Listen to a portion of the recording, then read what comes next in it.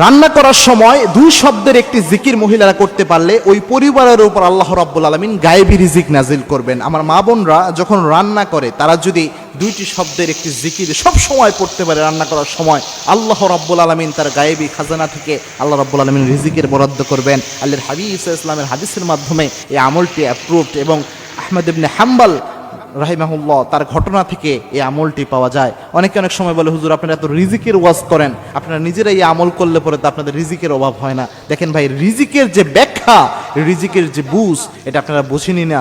রিজিকের সর্বনিম্ন স্তরকে বলা হয় টাকা পয়সাকে রিজিকের সর্বনিম্ন স্তর বলা হয়। রিজিকের সর্বোচ্চ স্তর হচ্ছে আপনার সুস্বাস্থ্য, আপনার যে সুসন্তান, নেককার স্ত্রী, এই সবই রিজিকের অন্তর্ভুক্ত। আপনি সুস্থ রয়েছেন যে, এটাও একটা রিজিক। সুতরাং শুধু টাকা পয়সাকে রিজিকের স্তর মনে করেন না, বরং money is the lowest stage of risk. রিস্কের সর্বনিম্ন স্টেজ হচ্ছে এই টাকা পয়সা।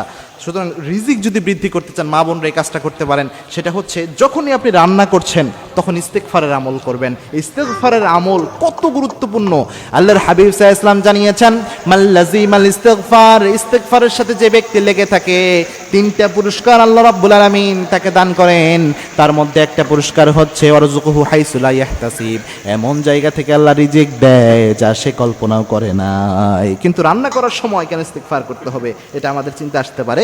আহমদ ইবনে হাম্বল রাহিমাহুল্লাহ যুগ শ্রেষ্ঠ একজন মুহাদ্দিস ছিলেন। তিনি একদা হাদিস তালাশের জন্য তিনি ঘর থেকে বের হয়েছিলেন, তিনি খোঁজা শুরু করছিলেন হাদিস। তো এক জায়গায় তিনি রাতের বেলায় তিনি চিন্তা করলেন, এই জায়গায় রাতের বেলায় এশার নামাজের পরে মসজিদেই তিনি থাকার চিন্তা করলেন। কিন্তু মসজিদের যিনি খাদেম ছিলেন তিনি ইমাম আহমদ ইবনে হাম্বলকে চিনতে পারেন নাই, যিনি জগৎ বিখ্যাত মুহাদ্দিস। তিনি বললেন, না, মসজিদে রাতের বেলায় থাকা যাবে না, আপনি অন্য কোথাও যে অবস্থান করেন।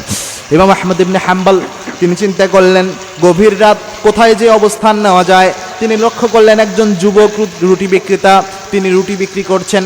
ইমাম আহমদ ইবনে হাম্বল চিন্তা করলেন, যাই ওই যুবকের কাছে যেই তার চুলার পাশে বসে রাতটা কাটাইয়া দেই। যুবককে বললেন, যুবক ভাই, রাতটা কি আমি তোমার চুলার পাশে বসে কাটাতে পারি কিনা?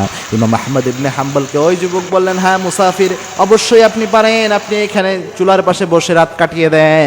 ইমাম আহমদ ইবনে হাম্বল তিনি লক্ষ্য করলেন, যুবক যখন রুটি বানাচ্ছে তখন যুবক পড়ছে আস্তাগফিরুল্লাহ, রুটির খামির যখন তৈরি করে তখনও পরে আস্তাগফিরুল্লাহ। সব সময় ওই যুবক শুধু আস্তাগফিরুল্লাহ পড়ে।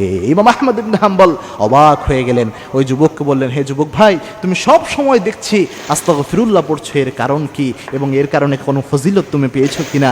ওই যুবক বলছেন, হে মুসাফির, এই আস্তাগফিরুল্লাহ পড়ার কারণে আল্লাহ রাব্বুল আলামিন আমাকে মুস্তাজাবুদ দাওয়া বানিয়ে দিয়েছেন। আমি আমার জীবনে যা দোয়া করেছি সব দোয়া আল্লাহ রাব্বুল আলামিন অ্যাকসেপ্ট করে নিয়েছেন। কোনো দোয়াই আল্লাহ রাব্বুল আলামিন আমার কবুল করেন নাই, এমন হয় নাই। সুতরাং ইস্তেগফারের এই ফজিলত আল্লাহ আমাকে দিয়েছেন। ইমাম আহমদ ইবনে হাম্বল অবাক হয়ে গেলেন। ইমাম আহমদ ইবনে হাম্বল ওই যুবককে বললেন, আল্লাহ তোমাকে মুস্তাজাবুদ দাওয়া বানিয়েছেন। ওই যুবক বলছেন, হ্যাঁ, আল্লাহ আমাকে মুস্তাজাবুদ দাওয়া বানিয়েছেন। আমার জীবনের সব ইচ্ছা আল্লাহ পূরণ করেছেন, শুধু একটা দোয়া আল্লাহ পূরণ করেন নাই। ইমাম আহমদ ইবনে হাম্বল বললেন, কোন দোয়া আল্লাহ তোমার পূরণ করে নাই? ওই যুবক বলছেন, আমি আল্লাহর কাছে দোয়া করেছিলাম এই জামানার শ্রেষ্ঠ আলেম, শ্রেষ্ঠ মুহাদ্দিস ইমাম আহমদ ইবনে হাম্বলের সাথে যেন আমার একটা সাক্ষাৎ হয়ে যায়।